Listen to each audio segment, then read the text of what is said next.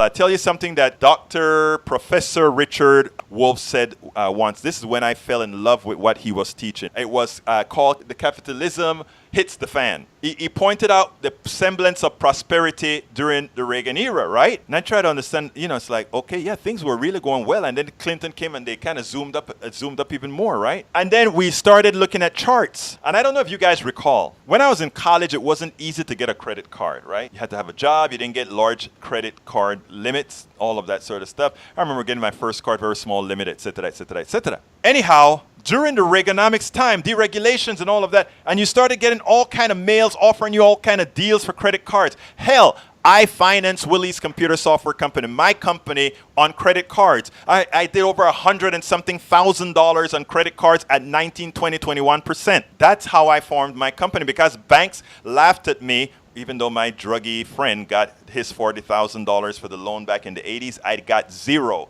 They laughed at me. That's another story, and that's another dynamics within our supposedly capitalist free market system that, well, that's another story. But anyhow, Richard Wolff says, take a look at where America's semblance of wealth came from, semblance of prosperity. Well, there was a time when we didn't carry a lot of credit personally. But suddenly, as our wages stagnated, the powers that be still wanted money circulating. They still wanted people buying stuff. So how do they get you to buy stuff? How do they get you to buy stuff? They give you credit. They keep giving you credit and credit, and you keep buying. And if you're buying stuff, the economy is circulating. More factories are being built because they got to build more cars. Even though you don't own the car, you borrowed the money from the bank to do the car. And you keep borrowing and you keep borrowing. And what it means is two things happen. You either stop accumulating your wealth, because as soon as you accumulate wealth, you're throwing it out to somebody else, the banker, or simply you go into negative cash flow default. That was a semblance of prosperity that we had. Our wages stayed stagnant, but our credit increased and increased. So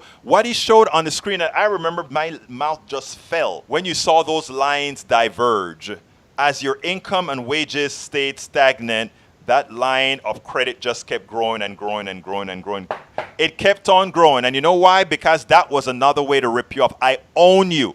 When I talk about, don't get mad when I call it slavery. When I talk about slavery, I mean it. As you owe and owe and owe to somebody else, you become an indentured servant, a slave, without the ownership rights and property. And that is what occurred.